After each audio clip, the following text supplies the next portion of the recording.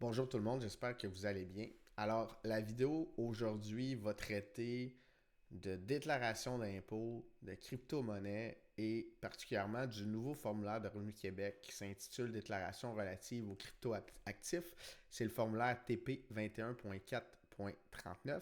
C'est un nouveau formulaire qui a été publié en décembre dernier et que les contribuables qui détiennent ou ont transigé des crypto-monnaies au cours de l'année 2024 et pour les années futures devront produire au même moment que de produire leur déclaration de revenus.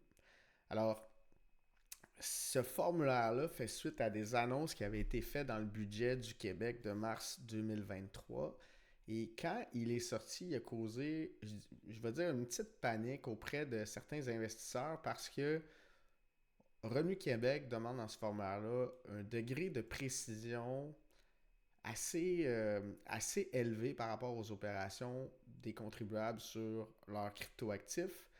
Et on est venu mettre en évidence dans le formulaire des pénalités en disant notamment qu'il peut y avoir des pénalités potentiellement de 100 $ par renseignement manquant ou erroné sur le formulaire et des pénalités de 25 $ par jour jusqu'à concurrence de 2500 $ quand le formulaire n'est pas produit.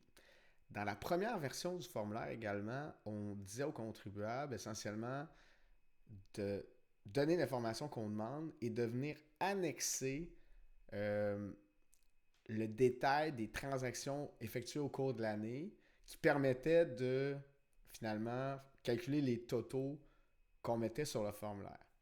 Et là, ça pouvait représenter, tu sais, pour certaines personnes, ça peut représenter des dizaines, des centaines, voire des milliers de transactions. Et il ne faut pas perdre de vue qu'en matière de cryptoactifs, on s'adresse à monsieur, madame, tout le monde, qui ne sont pas des comptables, qui ne sont pas des professionnels de la fiscalité. Et quand on transige des crypto-monnaies, on ne reçoit pas de relevé. C'est-à-dire, si j'ai un emploi auprès d'un employeur, à la fin de l'année, il va me donner un T4 avec mon revenu d'emploi, mes avantages imposables. Je donne ça à mon comptable, il plug les résultats dans ma déclaration de revenus et le tour est joué. En matière de crypto-monnaie, actuellement, mais il n'y a personne qui me donne un relevé comme ça. Et donc, on se retrouve en tant que contribuable obligé de faire nos propres calculs et c'est vraiment pas évident pour quelqu'un qui n'est pas comptable. Euh, donc, vraiment, le but de la vidéo aujourd'hui, c'est de faire un cas pratique de comment remplir ce formulaire-là. Moi, j'ai commencé à assister des gens là, dans leur tenue de livre crypto depuis le début de l'année 2025. Donc, j'ai pris une cinquantaine de clients là, pour cette saison des impôts aussi. Je ne peux pas en prendre plus vraiment. Euh, et avec ces gens-là, ben, on a travaillé avec le logiciel Coinly, qui est un logiciel qui est pas parfait, pardon, mais qui est tout de même sophistiqué et qui est aussi utilisé par beaucoup, beaucoup, beaucoup de gens. Donc, pour cette saison des impôts, j'ai dit à tout le monde, on va travailler avec Coiny. Comme ça permet aux gens avec qui je travaille de rester en contrôle de leurs données. Et ça me permet également de travailler, soit de faire tout le travail pour quelqu'un, ou soit d'accompagner quelqu'un et de le laisser faire sa tenue de livre du mieux qu'il peut. Donc, je donne des instructions, je réponds aux questions, puis les gens travaillent dans Coinly. Et ben, pour beaucoup de ces clients-là, ben, je leur avais dit, je vais mettre une vidéo en ligne sur comment compléter le formulaire une fois que votre tenue de livre va être faite. Comme ça vous permettra de le faire vous-même, de sauver des frais, de comprendre comment ça fonctionne. Euh, Là, je m'étais mis quelques notes. Là. Cette vidéo-là, vous comprendrez que je la fais. Là, j'aurais pas de montage. Ça se peut que je bégaye à quelques reprises. Vraiment, l'objectif, c'est de donner du contenu puis d'aider les gens et non pas de prendre 8 heures pour faire l'enregistrement et le montage. Euh, alors oui, donc j'ai dit plutôt qu'au début, le formulaire causait notamment de la panique, une petite panique parce qu'on demandait de joindre un état détaillé de nos transactions de l'année. Depuis la semaine dernière, le formulaire a été mis à jour et le Revenu Québec, au lieu de dire qu'il faut joindre le détail au formulaire, on vient juste dire si la personne visée a effectué plus d'une transaction, elle doit conserver dans ses dossiers un état détaillé des transactions effectuées pour chaque cryptoactif. Donc, déjà là, ça fait moins de choses à transmettre.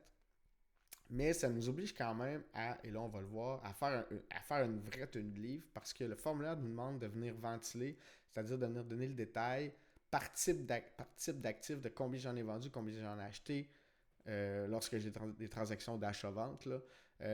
Et c'est quoi mes gains, euh, combien, combien j'avais payé ces actifs-là. Donc, essentiellement, il faut venir faire le détail par actif. Donc, si dans mon année, j'ai transigé du Bitcoin, de l'Ether, puis 70 meme coins, ben, il faut que je vienne détailler pour ces 72 actifs différents-là dans le formulaire de Revenu Québec le total de mes gains, de mes pertes, combien j'en ai vendu. Euh, donc, c'est beaucoup de travail pour certaines personnes. Et je pense que le wake-up call que beaucoup de gens ont eu cette année, c'est faire des transactions en crypto-monnaie. Ça implique de la conformité fiscale qui, là, vient avec de grosses pénalités quand que je ne me conforme pas.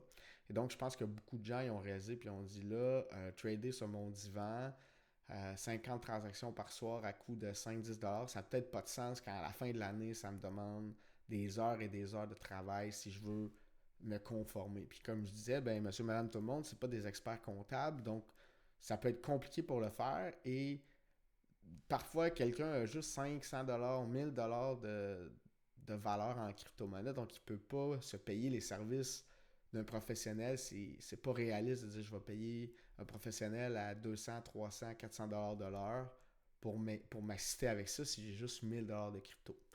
Donc, petit wake-up call là de dire, bon, peut-être qu'il faut que je réfléchisse à la quantité de transactions que je fais. Et si c'est de l'investissement, ben, peut-être que je ne suis pas censé faire 50 trades par jour, mettons. Ensuite de ça, alors, mon scénario d'aujourd'hui, vous allez le voir, là, moi, je m'adresse à un contribuable qui est un particulier, qui fait, qui fait un peu de transactions dans l'année, que pour lui, ses trades de crypto, ça génère du gain ou une perte en capital parce que c'est pas son travail, il n'y a pas une grande fréquence, c'est toutes des transactions spot, fait un peu de staking, mais rien de trop intense. Donc, on est vraiment dans un cas que je vais dire classique. Et l'objectif de ce contribuable-là avec le formulaire, c'est vraiment de dire je veux compléter avec le plus grand degré de précision possible pour avoir la paix. Si je me fais vérifier, je vais être confiant de donner le détail puis de dire tous les gains sont déclarés, tout est bien fait. Et le contribuable veut également, dans le scénario que j'ai en tête ici, veut vraiment minimiser ses risques de pénalité pour les renseignements manquants ou erronés. Et donc, il va venir vraiment, ce contribuable-là, ventiler, donner le plus de détails possible à partir de ce qui est possible d'extraire de Coinly. On va venir donner le maximum de détails dans la déclaration de revenus.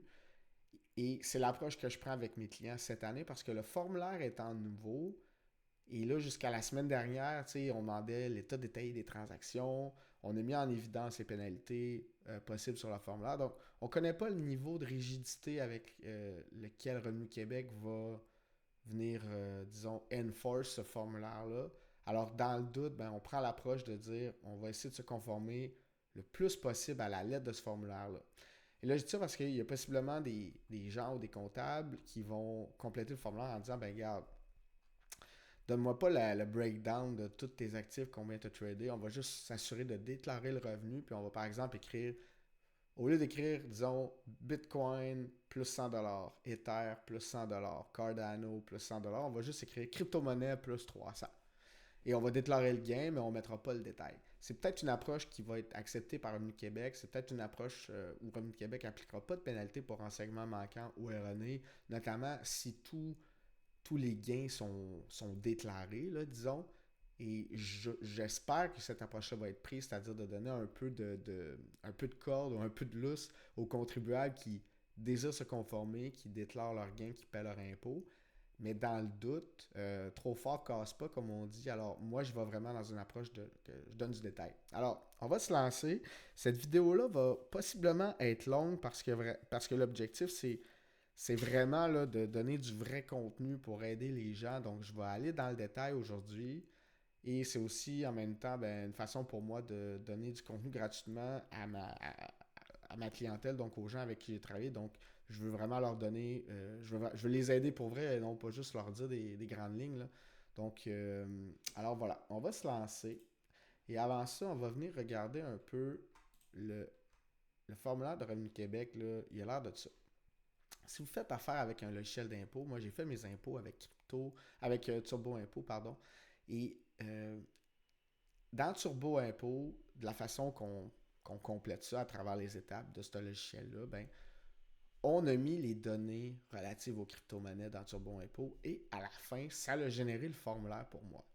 Sauf que dans Turbo Impôt, le formulaire qui était généré, justement, venait pas ventiler le détail comme il se doit. Donc, le formulaire, là, on demande qui on est, renseignements, je reviens rapidement, je reviens dans quelques instants, mais Turbo Impôt, dans mon cas à moi, là, il est juste venu mettre les totaux finaux. Donc, il mettait les totaux ici, mais il ne mettait pas la ventilation donc par type de cryptoactif avec tout ce qui est demandé par Revenu Québec. Donc, moi, ce que j'ai fait, ben, étant donné que les totaux étaient bons, ben, j'ai produit ma déclaration d'impôt avec Turbo Impôt. Et ensuite de ça, j'ai complété mon formulaire que je suis venu imprimer et signer. J'ai fait un document PDF avec ça et ensuite de ça, je me suis connecté à mon dossier Citoyen Revenu Québec et sur mon dossier citoyen en ligne, on a une section où on peut déposer des documents. Et j'ai déposé ma déclaration relative aux cryptoactifs remplie de manière détaillée. Comme ça, je suis certain de ne pas avoir de problème. Via Turbo Impôt, tout a été déclaré. Et avec le formulaire que j'ai donné en plus, ben là, je suis venu vraiment donner tout le détail. Une des raisons pour laquelle j'ai aussi mis tout le détail, c'est que dans Turbo Impôt, on pouvait juste mettre des nombres entiers.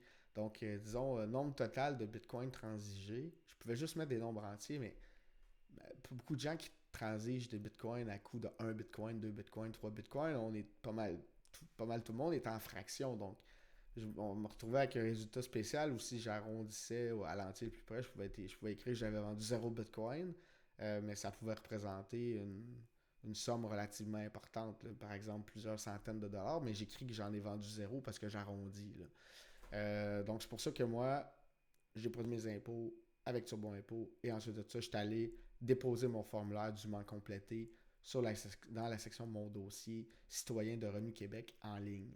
Si vous avez besoin d'aide pour ça, ben, je vous invite à appeler Revenu Québec au téléphone si jamais vous ne vous retrouvez pas.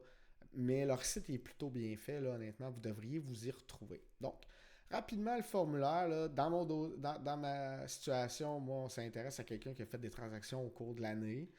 Euh, donc, la section 1, c'est très simple. Là. Dans le cas ici, ça va être particulier, nom de famille, prénom, numéro d'assurance sociale. Numéro d'identification, ça ne s'appliquera pas ici. Et, bon, on met notre adresse. Renseignements sur la période visée. Euh, Ici, ce serait 2024 qu'on écrira à la ligne 28. Exercice financier, moi, je remplirais seulement dans le cas où c'est une entreprise qui vient compléter ce formulaire-là. Section 3, on nous demande est-ce qu'on possède toujours des cryptoactifs à la fin de l'année? La réponse, c'est oui. Donc, tout ce que vous avez à dire, c'est si vous en possédez. Vous n'avez pas besoin de dire à la fin de l'année combien vous en possédez. Et ensuite de ça, ben, on entre dans la section intéressante, si je peux dire, où là, on vient nous dire bon, vous rapportez votre gain en capital et là, vous voyez qu'on vous dit, on vous demande dans la section 4.1 de dire ce qui a été réalisé avant le 25 juin 2024. Et à la section 4.2, c'est après le 24 juin 2024. Donc, on vous demande de séparer votre année en deux. La raison pour ça, c'est que pour ceux qui ont suivi un petit peu l'actualité, c'est qu'il était censé avoir un changement au courant de l'année 2024 au taux d'inclusion des gains du gain à capital. Ce changement-là avait lieu au 25 juin, donc passait, là, je vais le résumer, là, mais pour un particulier, disons sur la tranche supérieure à 250 000 de gain à capital, le taux d'inclusion passait de 50% à 66,67%. Donc, on avait besoin de faire une espèce de breakdown avant-après. Ce changement-là a récemment été annulé et repoussé. Là, je vous dis ça de mémoire, là, mais à l'année 2000, au 1er janvier 2026. Donc, techniquement, dans le formulaire, là, c'est plate parce que Revenu Québec l'ont mis à jour récemment et ils n'ont pas enlevé le breakdown ici. Là. Mais là, on nous fait travailler un peu pour rien parce qu'on nous demande de faire un split avant-après 25 juin qui est plus pertinent. Alors là, ben, ça se peut que votre comptable vous dise, ben, vu que c'est plus pertinent, on s'en fera pas, on va juste écrire tout dans le avant ou tout dans le après. L'impôt payable au final va être le même et il aura raison de vous dire ça. Mais comme moi, je vous ai dit, vu qu'on ne connaît pas à ce stade-ci le niveau de rigidité avec lequel Revenu Québec a l'intention d'appliquer ce formulaire-là et les pénalités afférentes à ce formulaire-là, ben, moi, je vais vraiment le compléter en venant faire la ventilation pour le le 24 juin et avant et le 25 juin et après. Finalement, ben, fait on a la section sur le gain en capital et on a d'autres sections revenus ou pertes d'entreprise de cryptoactifs. Ça pourrait viser les gens qui font du minage ou ceux qui font beaucoup d'opérations en finance décentralisée, par exemple. Revenus ou pertes de biens. Quelqu'un, tu sais, là, on nous dit revenus de location de biens provenant de cryptoactifs. Là. Pour moi, revenu de biens en crypto, ça pourrait potentiellement être du revenu de staking, que je vais dire passif. On va le voir. Revenu de staking passif, ça pourrait rentrer là. Ou bien, on a l'autre section qui est revenu d'intérêt. Revenu d'intérêt, on pourrait aussi venir plugger ici le revenu de staking. On va le voir dans l'exemple que j'ai mis. Au niveau d'un particulier, venir mettre ça en revenu de bien ou en revenu d'intérêt, le résultat est le même, mais c'est pas 100% clair pour moi si Revenu Québec a une préférence. Sauf que, à mon avis, là, qu'on le mette à un endroit ou à un autre pour cette année, il n'y aura pas de problème. S'il y a des spécialistes en fiscalité qui m'écoutent, qui ont une opinion différente de la mienne, je vous invite à me la partager. Euh, alors voilà le formulaire en gros.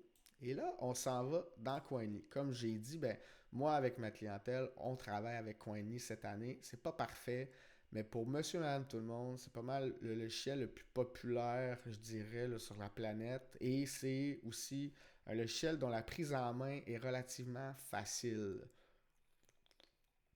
Alors, ce que j'ai fait, j'ai créé un compte Coinly bidon, là. Inquiétez-vous pas, c'est pas le compte d'un de mes clients. Et je suis venu créer des transactions. Donc là, on voit en date d'aujourd'hui combien ce contribuable-là possède en valeur en dollars canadiens, combien il a payé. Donc, la valeur actuelle moins combien il a payé, c'est ses gains non réalisés. Ce n'est pas très pertinent ici, mais bon, ça vous donne une idée. Alors, mon contribuable, il y a eu 4 portefeuilles parce qu'on crée un compte Coinly. La première étape, c'est de venir ajouter tous ces portefeuilles pour que Coinly soit capable de faire l'historique complet de nos transactions. Donc, ce contribuable-là a un compte ShakePay, comme beaucoup de Québécois. A un compte sur Kraken, on va voir pourquoi, parce qu'il veut faire du staking en cours d'année et il décide d'utiliser Kraken pour faire ça. Et notre contribuable a également un ledger, donc un portefeuille en self-custody, qui est un portefeuille ledger sur lequel il a transigé du Bitcoin et de l'Ether sur le réseau Ethereum. Donc, notre contribuable a rajouté ses portefeuilles, a importé ses transactions et il se retrouve pour l'année 2024 avec un total de 30 transactions. Là, vous allez voir si vous avez 30 transactions, 500 ou 20 000 transactions, le travail à faire, une fois que la tenue de livre est faite, donc ici on y vient, la tenue de livre a été faite, ben, faire le formulaire, générer les tax reports dans Coinly et faire le formulaire, c'est pas plus difficile que vous ayez 30 transactions, 1000 transactions ou 10 000 transactions. Ça peut juste être plus long si jamais vous avez transigé 200 sortes de cryptoactifs différents versus 4 sortes de cryptoactifs différents. Alors, on va faire ensemble un tour des opérations de notre contribuable dans l'année 2024. Et ensuite de ça, on va s'en aller dans les tax reports et on va après ça aller extraire les données nécessaires pour remplir le formulaire de Revenu Québec. Donc ici, on voit que notre contribuable commence à investir en crypto-monnaie au début de l'année 2024. Sa première transaction dépose 1500 $ sur ShakePay. Et là, tout de suite, prend 500 $, achète du Bitcoin. 2 jours plus tard, ben, il décide d'acheter un autre 500 $ de Bitcoin sur ShakePay et il met 500 $ en Ether. 5 jours plus tard, on peut voir, il reçoit sur son ledger 0.00809 Bitcoin. Et là, Coinly, il ne sait pas d'où ça vient. La raison pour laquelle Coinly ne sait pas d'où ça vient, il ne reconnaît pas l'adresse ici, c'est que notre contribuable a fait un achat de pair à pair, donc peer-to-peer. Il y a un ami qui avait du Bitcoin qui a dit « Moi, j'aurais du Bitcoin à vendre. » Il a dit « Je voudrais te l'acheter. » Donc, il a fait un virement Interac à la personne, puis la personne lui a envoyé le Bitcoin directement sur son ledger. Et on voit que notre contribuable a des bonnes habitudes. Donc, il avait noté qu'il avait fait cette journée-là un achat peer-to-peer de 500$. Et Coiny, lui, quand il voit qu'il y a des cryptos qui rentrent, mais il ne sait pas d'où ça vient, ben, il vient mettre la valeur du marché à ce moment-là. Et là, Coiny, il a mis ça à 497,16. Donc, il n'est pas loin de la réalité, mais nous, le contribuable, il a réellement payé 500$. Donc, on va venir manuellement juste mettre la bonne information pour que ma base fiscale soit la bonne. Mon contribuable, il a payé 500$, il n'a pas payé 497$. Alors, on met ça à jour. Alors, on continue. Donc, notre contribuable, il a acheté du Bitcoin, il a acheté de l'Ether. On est rendu en février. Et là, il se dit, hey, j'aimerais ça commencer à faire du staking de ETH et j'ai vu qu'on pouvait le faire sur Kraken. Je vais aller essayer ça. Alors, bon, première chose, il prend du ETH. Il prend son ETH sur ShakePay, il l'envoie sur son Ledger. Ensuite de ça, il dit, ah, j'ai du Bitcoin qui traîne sur ShakePay, je vais l'envoyer sur mon Ledger également parce que j'ai pas envie qu'il m'arrive une bad luck, que la plateforme ferme. Donc, je veux être en contrôle de mes fonds, ce qui est une bonne habitude. Il envoie ça sur son Ledger et comme on sait, de ShakePay, il n'y a pas de frais de transaction à la sortie. Là, donc, il retire cette quantité-là, il reçoit exactement ça sur son Ledger. Pareil pour Ethereum. Le lendemain, il fait son setup sur Kraken. Donc, il prend ses ETH de Ledger, il envoie ça sur Kraken. Et là, on voit, il envoie 0,5, 0,5 et il reçoit 0,5 sur Kraken. La différence, ben, c'est le frais de réseau d'Ethereum. Donc, dans ce cas-là, il y a eu un frais de réseau de 1,55$. Il reçoit son 0,05 sur Kraken et là, il le met en staking sur Kraken. À ce moment-là, ben, je n'ai pas de transaction qui apparaît dans Coinly parce que j'ai pas de disposition.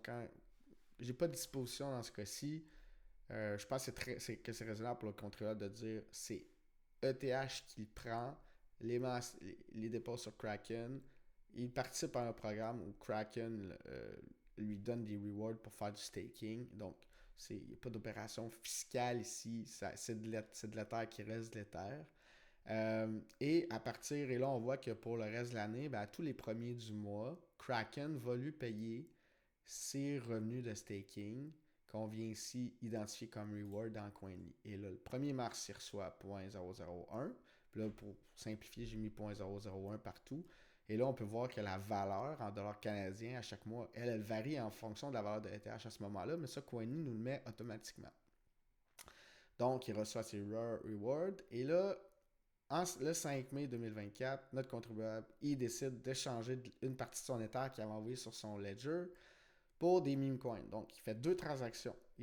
Il transige de l'Ether pour des PP et pour du APU. Et là, à chaque fois, on peut voir que le contribuable il a des frais de transaction de 0,002 ETH. On pourrait prendre comme, par exemple, il a transigé sur Uniswap. Donc, il fait la transaction, paye 0.02 des frais de transaction, il reçoit des PP, il reçoit des APU. Et là, on peut voir qu'il y a une perte. La perte découle du fait que notre contribuable, par exemple ici, il avait payé son ETH au début de l'année. Son 0.02, il avait payé 104$. Et là, quand il vend pour les 1 million de PP, mais ça ne vaut plus rien que 85$. Donc la perte, ici, c'est une perte sur la vente de ces ETH. Et son prix de vente de ETH devient sa base fiscale, son prix d'achat finalement de ses PP. Et la base fiscale de mes PP, ben, c'est ce que j'ai payé, le 85 et 21, plus mes frais de transaction engagés pour faire mon acquisition. Donc, mon PP, là, dans mon cas, normalement, il va être à 86,6, qui devrait être le total de mon frais de transaction plus la valeur des ETH payés à ce moment-là. Alors, fait de transactions pour des meme coins, on continue, fait des rewards, et là, on arrive à l'automne 2024 et notre contribuable, bon, il dit je vais prendre un peu de profit sur mes bitcoins. Et là, Coinly voit qu'il y a des bitcoins qui s'en vont à une adresse inconnue. Quand c'est comme ça, ben là, Coinly prend pour acquis que c'est l'équivalent que si vous aviez été dans la rue et que vous aviez vendu les bitcoins pour de l'argent. Donc, il met un prix de disposition à 792$. Ici, ce qui s'est passé, c'est que notre contribuable a fait une vente peer-to-peer. Donc, et là, il nous a écrit qu'il avait vendu ça pour 800$. Donc, on va juste venir mettre le bon prix. Parce que Coinly, lui, il prenait le prix du marché, mais notre contribuable, il sait quel prix il a véritablement vendu, c'est 800. Et là, notre gain qui était un gain en capital de 189, quand on met le vrai 800, il va devenir un peu plus élevé. On va laisser Coinly faire sa mise à jour. Alors, c'est prêt ici. Refresh. Donc, j'avais un gain en capital de 189 qui est rendu à 197 parce qu'on est venu mettre le bon prix de vente de mon 0.01 Bitcoin. Ici, dans ce cas-là, ben, la théorie, c'est que finalement, j'ai vendu 0.01 à la personne, mais avec mes frais de transaction, ce qui a quitté mon portefeuille, c'est 0.0101. Mais reste qu'au total, mon 0.0101 que j'ai disposé m'a rapporté 800$, c'est ce qui est écrit ici. Ensuite de ça, la personne dit ok, ça va bien mon staking de ETH, je veux faire du staking de Cardano sur Kraken également. Donc là, il dit ce que j'ai par exemple, c'est du Bitcoin que j'ai. Là, il prend du Bitcoin, il l'envoie sur Kraken. Sur Kraken, il échange son Bitcoin en USDC. Il réalise un gain, encore une fois, de 131 parce que son Bitcoin, il l'avait payé pas trop cher au début de l'année. Et ensuite de ça, prend le USDC, achète du Cardano et vient staker le Cardano sur Kraken. Et donc là, pour le reste de l'année, à chaque premier du mois, il va se faire payer des rewards de ETH et des rewards de Kraken, comme on peut voir ici. Et des rewards de Cardano. 10 octobre, les meme coins, ça va un peu moins bien. Notre contribuable dit je vais protéger mon capital. Donc, il avait acheté 2,5 millions de APU au début, exact. Donc, il dit je vais vendre une partie d'APU. Il vend ça pour du ETH. Et là, au courant de la journée, il reçoit 0,057 ETH. Puis là, ça se met à remonter dans la journée.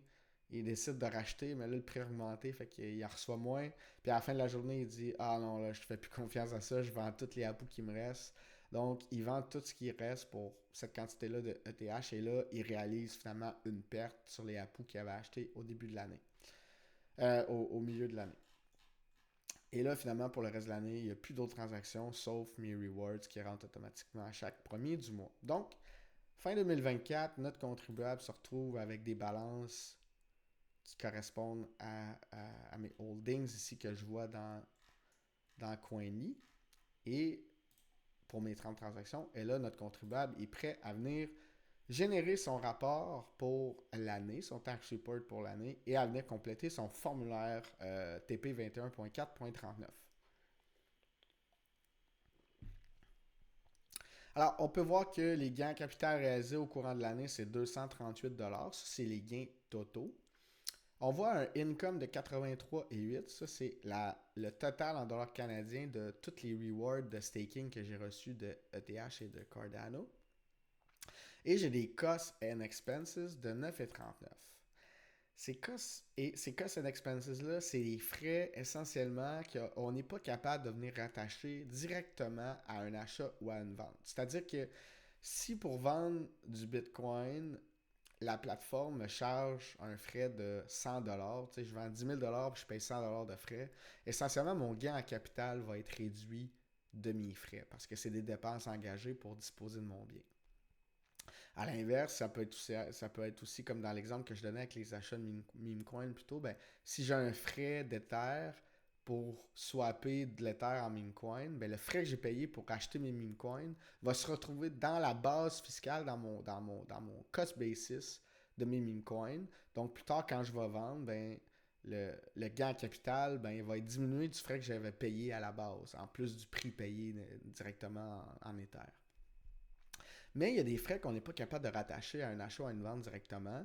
Notamment, quand je prends, par exemple, du Bitcoin dans mon ledger, puis que je l'envoie sur une plateforme d'échange comme Kraken, ben mon frais de transaction que je paye à ce moment-là, il n'est pas rattaché à un achat ou à une vente directement puis immédiatement. Donc, il est un peu dans le vide et c'est pas clair à 100% si ces frais-là sont déductibles, par exemple, à titre de frais financiers ou si je peux venir les rattacher à des ventes futures. Donc, pour quelqu'un qui a quelques transactions dans l'année puis que les frais, ça représente 5, 10, 20$, je pense que quelqu'un peut juste dire, regarde, je vais juste pas tenter de les déduire parce que je veux pas de trouble. Puis moi, mon taux d'impôt effectif, c'est 40% et disons, une déduction de frais de 10$, ça vaut 4$. 40% de 10$, ça vaut 4$. Donc, j'aime mieux. Puis si c'est lié à du gain en capital, ben là, ça vaut 2$. Donc, quelqu'un pourrait juste dire, regarde, on laisse faire le 10$, là. Je vais pas essayer de le mettre en déduction parce que si je me fais poser des questions, ça va me coûter plus cher répondre à ces questions-là que de juste pas les réclamer. Donc ça, c'est une manière de faire. Quelqu'un qui voudrait les réclamer, ben, vous pouvez parler avec votre comptable parce que ça va vraiment dépendre de la situation de chacun. Ces frais-là sont liés à quoi? Sont-ils liés à des opérations de finances décentralisées en DeFi ou juste à du staking ou juste des transferts d'un portefeuille à l'autre? Donc, il y a des gens qui vont tenter de les passer en frais financiers, puis il y en a qui vont les laisser tomber, et possiblement qu'il y a 1000 autres approches dépendant des frais de tous et chacun. Mais là, dans notre situation ici, je vous rappelle, mon contribuable, lui, il veut la paix. Donc, il va juste les laisser tomber cette année. Là, ce 9$ de frais-là, il ne va pas tenter de les déduire. Alors, ce qu'on fait rendu là, donc j'ai mes informations pour l'année. Ce qu'on va venir télécharger, c'est trois choses. Le Complete Tax Report. Hop, on va juste... je rafraîchir la page, là. 2024. Alors, on va télécharger le Complete Tax Report, le Capital Gains Report, ainsi que le Income Report. Donc, vous comprenez bien que dans mon cas, moi, j'ai du staking, donc ça rentre dans le income. Mon Capital Gain, c'est pour mes achats-ventes de crypto actifs au courant de l'année. Puis mon Complete Tax Report, c'est l'espèce de sommaire de tout ça.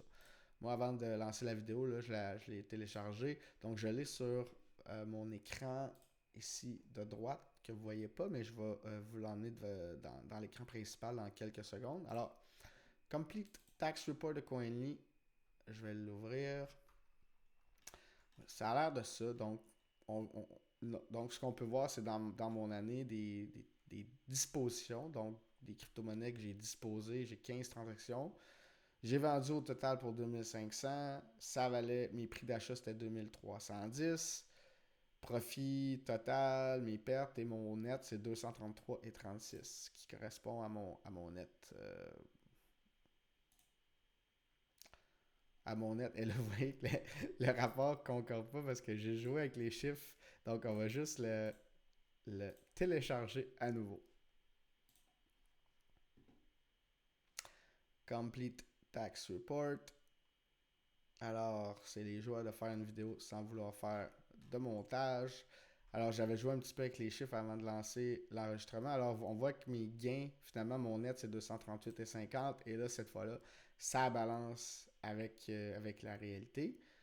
J'avais dit qu'on avait besoin également du Capital Gains Report et du Income Report. On va juste venir télécharger ça. Capital Gains.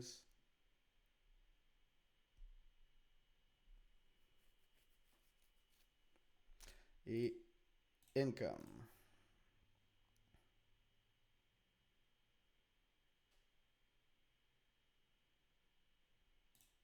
Parfait. Alors, je vais juste venir les chercher dans mon écran de droite et je vais les déplacer ici.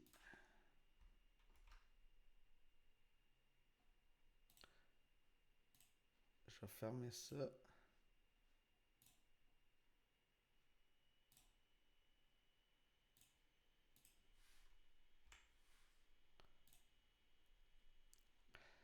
Parfait. Alors, j'ai téléchargé mes trois documents. Alors, mon Complete Tax Report, c'est un fichier PDF. Alors, j'ai mes gains comme on a vu, mon 9,39 de cost qu'on a parlé, mes revenus de staking. Et là, on peut voir ici que j'ai combien j'ai fait de profit ou de pertes sur chaque actif. On voit que j'ai fait des sous avec mes bitcoins au courant de l'année, perdu de l'argent avec mes ETH, ainsi que mon APU. Ensuite de ça, on voit mes balances à la fin de l'année, le détail de toutes les transactions, et on voit mes revenus de reward sur Kraken. Ça, c'est bien. Dans les dernières années, ça pouvait être suffisant pour déclarer les revenus, mais là, cette année, le détail du Complete Tax Report n'est pas suffisant pour remplir le formulaire de Revenu Québec. Alors, on va s'attaquer à ça. Pour ce faire, le fichier de Income Report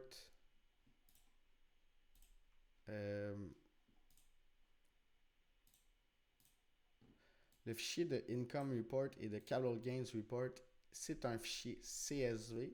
Donc, pour ouvrir ça dans Excel, j'ouvre mon logiciel Excel. Je pourrais le faire avec Google Sheets. Moi, je travaille ici avec Excel, mais c'est essentiellement la même chose. Donc, données à partir d'un fichier CSV.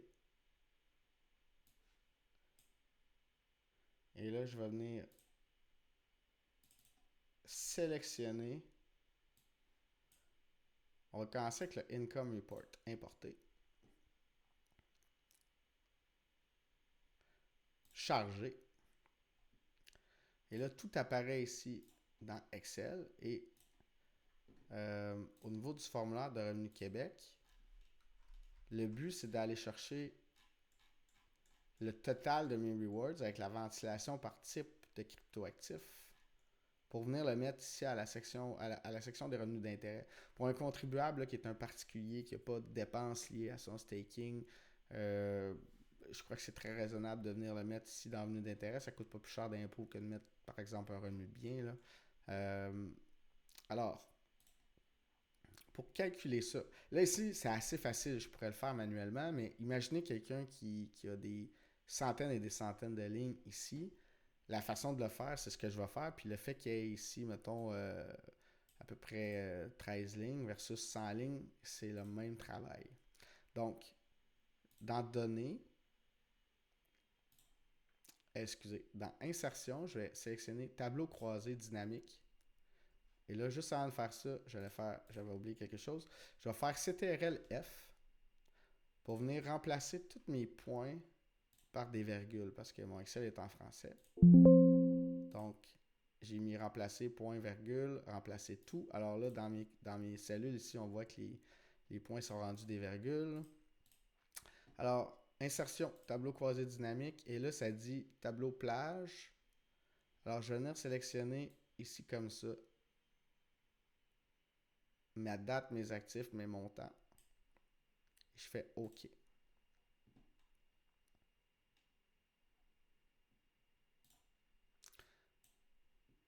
Et là, juste pour pas que ma miniature soit dans les jambes, ici, je vais changer c'est ça, j'ai rapetissé ma fenêtre Excel. Alors, ce que je vais faire maintenant, je vais venir cocher actif ici, Assets. Et là, on voit qu'automatiquement, Excel, il voit que j'ai eu des rewards de Cardano et de ETH au courant de l'année. Et ensuite de ça, je vais venir prendre le montant de value et je vais le glisser dans la cellule valeur ici. Et là, je veux que ce soit écrit somme de value, donc la somme de toutes les valeurs. Et automatiquement, Excel vient me dire Cardano, dans l'année, tu as gagné 33,53, ETH 43,54. La somme des deux, ça donne 83,7. Et si on se rapporte à notre coiny, notre sommaire, ben le total, c'était 83,8. Là, la différence de quelques scènes, ça va être lié juste à des arrondis. Là, je pense. On va vivre avec la scène de différence qui découle d'un arrondi. Mais reste que là, ici, automatiquement, là, en quelques clics, j'ai mon breakdown. Puis je vous leur dis, s'il y avait eu 200 lignes, 2000 lignes, 2 actifs ou 70 actifs, ça aurait été le même travail avec la création du tableau croisé dynamique. Alors, là, on va commencer à remplir notre formulaire avec cette information-là. Donc, j'ai téléchargé avant de débuter la vidéo mon formulaire là, qui était sur le site de Revenu Québec. J'ai fait PDF remplissable à l'écran. Je l'ai téléchargé sur mon ordinateur et maintenant, ce que je vais faire clic droit sur mon fichier PDF là, qui est dans mon écran de droite si vous ne voyez pas. Je vais ouvrir avec Adobe Acrobat afin que ce soit que je puisse taper à l'écran. Là. Donc, moi, on va dire que je suis un particulier qui s'appelle nom de famille, on va bien faire ça. John Doe. Numéro d'assurance sociale, comme ça. Là, ça dit numéro d'assurance sociale est valide. Je ne sais pas comment je vais faire pour faire un numéro d'assurance sociale valide. OK, bon, ça fonctionne. Alors, adresse numéro le 664. J'ai écrit 666, mais on ne fera pas exprès. Rue de la Mer, c'est que j'habite. Amos, Québec. Alors, pas capable d'improviser un code postal.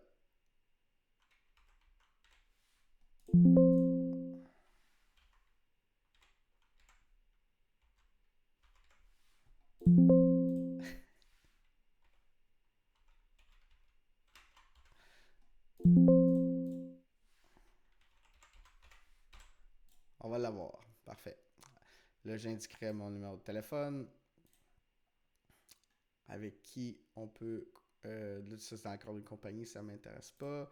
Contribuable année 2024. Est-ce qu'on possède des cryptos à la fin de l'année? La réponse est oui. Suite. Alors, on va revenir au gain en capital en quelques instants. Là, on était au niveau de dire que j'ai du revenu d'intérêt. Et comme on a vu, staking Cardano, staking de ETH. Donc là, ça dit type de cryptoactif. Disons ETH. Là, je vais écrire en lettres majuscules. Désolé là, pour ceux qui ont l'impression que je crie. Je mets un peu de détails. Là. Je pense que techniquement, on pourrait juste mettre ETH ou Ether. Ce serait suffisant. Mon revenu d'intérêt, 43,54.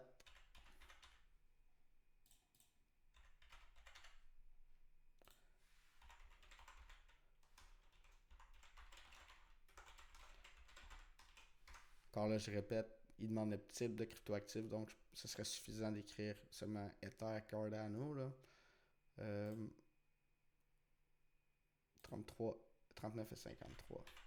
Et là, ici, on ne nous demande pas de faire un breakdown par rapport au mois de juin, là, comme pour le gain capital. Donc, alors voilà. Donc, une fois que c'est fait, ben, j'ai mon total. Et ce total-là de revenu d'intérêt, ben, lui, il va être reporté par votre échelle d'impôt là, dans votre déclaration à la bonne ligne. On a le détail là. Donc, puis là, ici, à la fin, j'écrirai mon nom, John Doe, la date, numéro de téléphone. Alors, on va continuer. Donc, pour le staking, c'est fait. On s'en va pour la partie gain en capital. Alors, je vais continuer dans mon fichier Excel ici. Alors, je vais venir importer des nouvelles données plutôt. Capital Gains, chargé. Donc là, ça me crée une nouvelle page. Et là, on doit faire, comme vous savez maintenant, on fait le split avant le 25 juin. Donc, comme première étape, ici, ce que je vais faire, c'est TRL F. On pourra rechercher les points, remplacer par des virgules, remplacer tout. Parfait. Donc, les remplacements ont été faits. Et là, je vais venir supprimer les lignes. C'est déjà en ordre chronologique. Je vais supprimer les lignes qui sont après le mois de juin. Donc, si j'ai avril, mai, et après ça, ça s'en allait en septembre. Alors, je supprime ça. Je garde que les transactions qui datent d'avant le 25 juin 2024.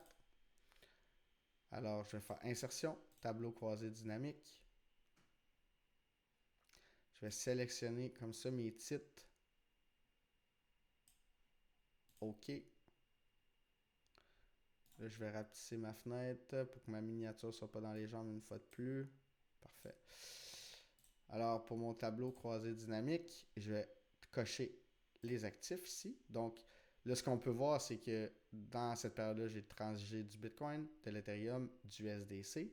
Là, il y en a qui vont dire, et là, dans notre cas, oh non, on a vendu de l'Ether. Mais ça se peut que quelqu'un dise, j'ai pas vendu de l'Ether, pourquoi ça apparaît? Ben, c'est si vous avez transigé sur la blockchain d'Ethereum, ça se peut que ben, en fait, c'est vos frais de transaction. Donc, à chaque fois que vous transigez, vous payez un frais en ETH. Ben, ce frais-là, ben, c'est une disposition de ETH. Donc, même si vous n'avez pas, si vous pensez que vous n'avez pas techniquement vendu, si vous avez échangé juste des meme coins, mais à toutes les fois, vous payez un gas fee en ETH, ben, ça fait une petite vente de ETH que Coinly vient mettre ici dans le rapport. Donc, je clique Asset et ensuite de ça, le formulaire, là, dans l'ordre, il me demande type de cryptoactif, combien j'en ai vendu, combien j'ai reçu d'argent, combien j'avais payé.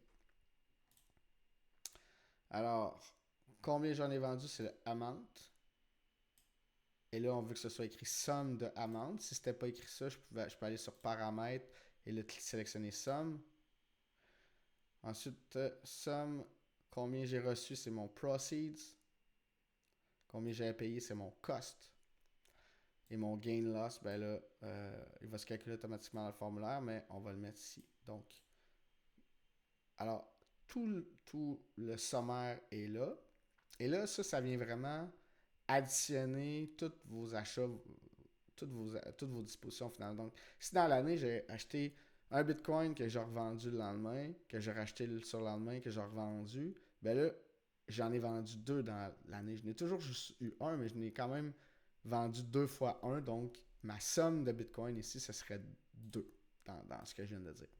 Là, je vais juste venir remettre un peu plus de virgule.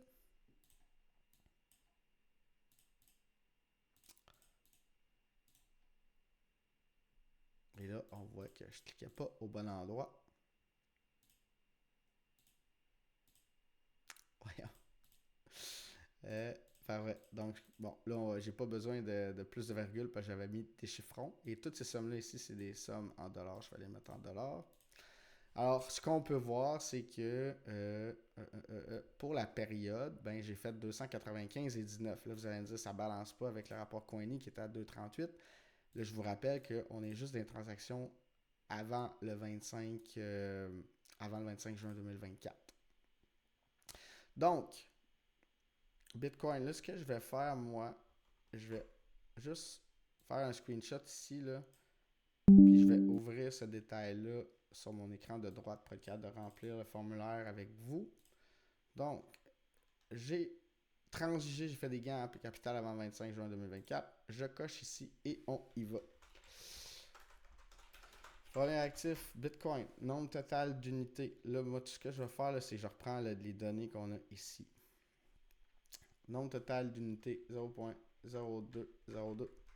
Total des produits d'aliénation, 1536 et 33. Donc ça peut aller vite. Des fois, les gens font ça au niveau des chiffres, mais si dans la même soirée, j'achète 10 000, j'achète 1000, je vends 1000, j'achète 1000, je vends 1000, j'achète 1000, je vends 1000, ben tu sais, mon total des produits d'aliénation, il est déjà rendu à 3000 parce que c'est mon volume total de transactions finalement. C'est la somme de tout parce que le formulaire nous demande le total des produits d'aliénation.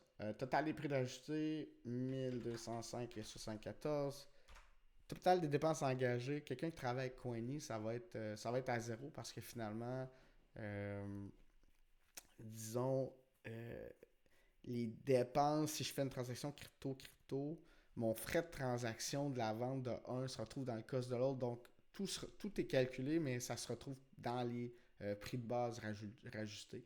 Il y aura un cas de dépenses engagées pour l'aliénation, par exemple. Je ne sais pas si quelqu'un vendait une grosse quantité de Bitcoin, puis pour ce faire, il avait besoin de se payer un notaire pour faire un contrat de vente, puis que ça coûte des frais de notaire, ben, il pourrait possiblement venir mettre les frais ici pour dire, ben, mon gain en capital, c'est ce que j'ai reçu, moins ce que j'ai payé, moins les dépenses que j'ai dû engager pour faire cette vente-là. Alors, on continue. Ici, Ether. Et là, je suis un puriste, mais le nom de la blockchain, c'est Ethereum. Le nom de la crypto, c'est Ether. Nombre total d'unités, 0.0409. Total des produits d'aliénation, dans mon cas, 76 et 17. J'ai payé 211,57. Alors moi, j'ai une petite perte sur mes Ethers. Et ensuite de ça, USD Coin, mon USDC, 539,37. La quantité, 728,48. Si pas de gain, pas de perte pour mon USDC, la raison, c'est que dans mes transactions, on se rappelle que j'avais vendu mon Bitcoin, si je me souviens bien, pour du USDC. Mais tout de suite après, je l'ai revendu pour du Cardano. Donc la valeur en dollars canadiens n'a pas eu le temps de varier là, dans ces 5 minutes-là.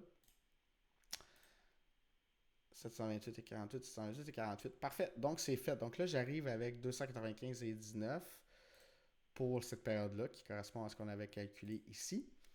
Et là, pour quelqu'un qui aurait plein d'actifs, on va en parler à la fin, mais ce que Revenu Québec dit de faire sur la première page du formulaire, c'est si tu as plus que 4 crypto-actifs, essentiellement, tu reprends une autre page comme ça. Donc, quelqu'un pourrait juste compléter les 4 premiers. Après ça, tu enregistres un nouveau formulaire, tu refais les 4 autres pages, puis là, au final, tu te fais un document PDF où est-ce que tu mets plusieurs pages. Sinon, ben, il y a des logiciels d'impôt qui automatiquement permettent de rajouter des lignes. Mais bon, si c'est votre cas, si vous avez plus que 4 types d'actifs, je vous invite à juste lire ce qui est écrit sur la page 1 du formulaire pour comprendre quoi faire. Alors, on poursuit. Dans notre cas ici, on a aussi des gains après le 24 juin 2024. Alors, ce qu'on va venir faire, on va venir réimporter mes données. Capital Gains Report une fois de plus. Charger. Et là, cette fois-là, on va prendre les données qui sont après le mois de juin. À partir du 25 juin, en fait. Dans notre cas, on est rendu en septembre, donc j'ai plus que ces données-là ici.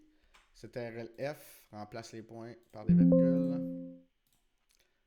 Insertion, tableau croisé dynamique, on s'en vient bon.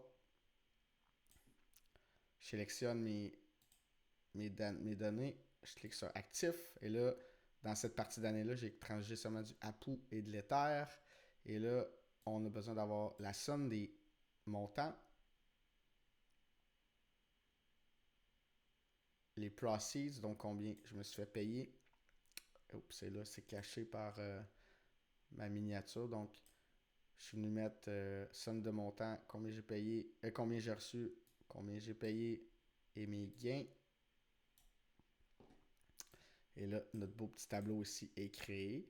Donc, j'arrive à moins 56$ pour cette période de l'année-là. Puis là, on se souvient, tantôt, j'avais fait 2,95$ pour la première période. Donc, quand j'additionne les deux, j'arrive à 238. 238 et 50. Qui, on l'espère, va balancer avec ça ici. Et là, oui. Alors, on voyait que sur l'année, mon net total, c'était 2,38 et 50. Donc là, on a le bon net. Donc, je vais juste prendre un screenshot de ça ici. Je vais l'ouvrir sur mon écran de droite et on va aller compléter le formulaire. Alors, j'ai fait des ventes après le 24 juin. À Pou. Là, je mets le ticker. Je pourrais mettre le nom complet. Je pense que ce qui est important, c'est qu'on puisse clairement identifier la crypto. Le nombre total d'unités, 3 900 000.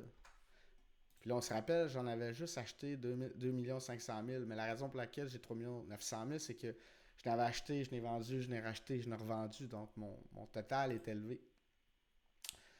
Somme de ce que j'ai reçu, 79,20. Ce que j'avais payé, 135,89.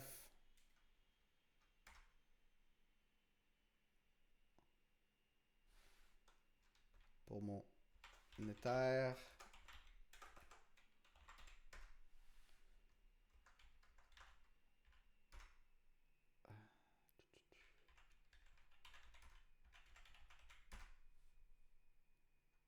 Ici, c'est 31,35, 31,35. Donc, c'est un net de 0. C'était essentiellement mes frais de transaction. Exact. Mes frais de transaction, et ici, j'ai pas de perte. Et là, ce serait compliqué à expliquer un peu, mais c'est un wash shell qui est mis ici. C'est que c'est à cause des règles sur les pertes apparentes au Canada. Donc, essentiellement, ma perte, vu que j'ai vendu de l'ETH via mon frais de transaction, mais que j'ai racheté du ETH ici, ma perte elle va être reportée à une vente future de ETH. Donc, essentiellement, quand je dispose d'un actif, que je réalise une perte, mais que je rachète cet actif-là, si je ne me trompe pas, dans les 30 jours, ben, je ne peux pas réclamer ma perte, elle est juste mise en banque pour ma prochaine disposition. Donc, c'est ce qui se passe ici, c'est la raison pour laquelle j'ai un net de 0, mais reste que je viens mettre le détail quand même dans mon formulaire, tant qu'à l'avoir tant qu'à l'avoir avec Coiny. Je suis certain de mettre toute l'information. Ether, moins 56,69. Et là, ben, dans ma déclaration de revenus, ce qui va être reporté, c'est le total de 295,19 et de moins 56,69. Donc, mon gain en capital net dans ma déclaration d'impôt va être de 238,50, ce qui correspond à la réalité. Alors là, je tiens vraiment à le répéter, là, j'ai fait un cas super simplifié, mais avec l'importation du Capital Gains Report, si j'avais eu 70 actifs différents, ça aurait pris le même temps à générer mon tableau sommaire avec tout le breakdown ici. Ce qui est plus chiant à faire, c'est vraiment de remplir le formulaire parce que c'est beaucoup moins long. Là, j'ai rempli 2 lignes et non pas 70 différentes. Donc, dépendant du nombre de cryptoactifs que vous avez transgé au début de l'année, Remplir le formulaire de façon précise va être plus ou moins chiant, là, c'est la réalité. Je vous invite à le faire au complet. Et si vous trouvez que c'est beaucoup de travail, peut-être à considérer revoir votre stratégie d'investissement, parce que vous allez être conscient que bon, ben, transiger beaucoup d'actifs différents ou faire du in and out dans des trucs auxquels je crois pas puis que je reste pas à long terme, ben, ça peut générer beaucoup de travail en fin d'année au niveau de la conformité fiscale. Alors là, mon formulaire, il est complet dans mon cas. Alors, j'ai mon nom, mon année fiscale, j'en ai à la fin de l'année. J'ai mis mon breakdown par actif de ce qui était avant le 25 juin. J'ai mis mon breakdown par actif de ce qui était après le 24 juin. Et là, j'avais pas de revenus d'entreprise ici, pas de revenus de bien parce qu'on est venu mettre le staking dans mes revenus d'intérêt qui sont complétés. Alors, tout ce qui me resterait à faire, ce serait imprimer, signer. Et là, vous pouvez le remettre à votre comptable ou le remettre à votre comptable et lui dire, assure-toi de produire ce formulaire-là, le bon formulaire avec les données précises, ou ben non, ou bien vous vous-même parler avec votre comptable. Peut-être que vous allez juste aller le déposer dans mon dossier citoyen de Revenu Québec, comme je disais au début de la vidéo. Une autre approche qui pourrait être prise parce qu'il y a des comptables qui vont dire, ben moi, mon logiciel d'impôt que j'utilise va créer le formulaire comme il faut, fait que au lieu de faire le formulaire, faites juste m'envoyer les données pour le formulaire. Donc, ce que vous pourriez faire, c'est de vous créer une espèce de fichier Excel comme ça. On le sait, vous savez maintenant ce que vous avez besoin. Fait que c'est vraiment faire le split par actif, mais au lieu de venir le mettre dans le formulaire comme je l'ai fait, ben, peut-être que votre comptable va dire fais-moi le breakdown dans un fichier Excel. Fait que là, on écrirait les mêmes données qu'on a mis, mais juste dans un fichier Excel comme ça. Je me suis fait un petit modèle, là, combien j'en ai vendu, produits de disposition, les prix payés, dépenses engagées, puis là, mon net se calcule. Fait que ça, c'était avant jusqu'au 24 juin, à partir du 25 juin. Et après ça, dans mon cas ici, je mettrais les données pour le revenu d'intérêt pour mon staking. Puis là, vous pouvez envoyer ça à votre comptable. Je dirais que si votre comptable n'est pas trop à l'aise avec les cryptos, je ferais le formulaire et de façon précise et je lui transmettrais parce que l'info qu'il y a sur le formulaire, c'est tout ce qu'il y a de besoin pour remplir votre déclaration de revenus relativement à vos opérations sur crypto-actifs. Alors, j'ai aucune idée, on est rendu à combien de temps dans cette vidéo-là. Je pense que c'était très long, mais j'avais vraiment envie de faire un cas pratique détaillé avec le tour de Coinly. Et ensuite de ça, vraiment prendre le temps de compléter le formulaire. Là, j'ai pris un exemple simplifié avec quelques crypto-actifs de transiger, mais comme je dis, ben, le travail est essentiellement le même, peu importe la quantité de cryptoactifs. Un coup que la tenue de livre est bien faite dans Coinly puis que tout se retrouve, ben, c'est juste une question d'exporter les données, comme j'ai montré, puis d'être capable de jouer avec à l'aide des tableaux croisés dynamiques dans Excel ou Google Sheets. Si vous utilisez Google Sheets. Voilà, si vous avez des questions ou autres relativement aux vidéos, vous pouvez me les envoyer. Si je passe à côté de quelque chose d'important, n'hésitez pas à me le dire. Vous pouvez trouver mes coordonnées sur le martinnolet.com. J'ai un formulaire de contact sur mon site web. D'ici le deadline, en fait, pour ceux qui ont du gain en capital, le deadline a été repoussé là, au 2 juin, si je ne me trompe pas. La plupart des gens, disons que s'ils sont en couple, puis que, par exemple, monsieur fait de la crypto, un gain en capital à rapporter, madame ne fait pas de crypto, ben on essaie de filer au 30 avril. Essentiellement, si vous avez des questions pour des gros morceaux que j'ai oubliés, écrivez-moi. Soyez conscient, malheureusement, que des, je peux pas faire une vidéo qui couvre tous les cas de figure en crypto parce que si vous faites du DeFi ou juste du petit staking sur une plateforme d'échange, c'est différent. Si vous faites juste des trading spots, si vous faites des futures, il y a beaucoup, beaucoup, beaucoup de cas de figure. Mon but, c'était vraiment de donner un exemple concret avec une situation que je vois revenir souvent de quelqu'un qui fait du trading spot puis qui a un peu de staking. Malheureusement, si vous me contactez, vous ne pouvez pas me dire hey, moi, je fais du revenu d'entreprise, je fais une vidéo là-dessus. J'aurais pas le temps, là, je suis dans le jus à côté jusqu'au 30 avril et après ça, dans le jus à côté déjà jusqu'au 2 juin. Je pense pas prendre de nouveaux clients pour cette saison d'impôt-là. À tout le moins, j'espère que la vidéo va vous aider. Mon but, c'était de mettre une vidéo en ligne gratuitement, en donnant beaucoup de détails, en prenant le temps. C'est ma façon d'aider un peu tout le monde qui se retrouve parfois, qui se retrouve un peu pas mal pris, là, je cherche mes mots, je m'excuse, mais enfin, je veux dire mal pris à défaut d'avoir une meilleure expression, mais c'est quelqu'un qui dit moi je veux me conformer, mais Caroline, c'est compliqué pour moi de faire ma tenue de livre, c'est compliqué pour moi de faire le formulaire de façon en suivant la lettre là, de ce qui est écrit. J'espère que ça va aider.